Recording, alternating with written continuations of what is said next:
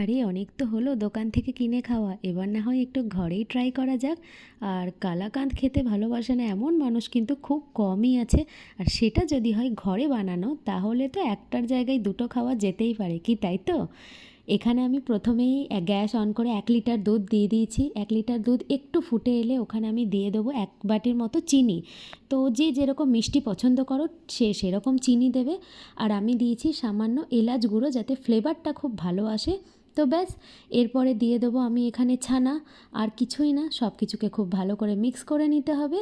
ব্যাস, তারপর ঠান্ডা হয়ে গেলে গ্যাস অফ করে দাও আর একটা বাটিতে সেটাকে পুরো ঢেলে নাও। ঢেলে নিয়ে নিজের ইচ্ছা মতন শেপ দিয়ে দেবে। আর একটু হাত দিয়ে ভালো করে চিপে নেবে। আর গরম থাকাকালীনই কিন্তু এর মধ্যে পেস্তা কুচি বা কেশর যেটা ইচ্ছা ছড়িয়ে নিতে পারো। আর এরপর ফ্রিজে রেখে আমি একটু ঠান্ডা করে নিয়েছিলাম।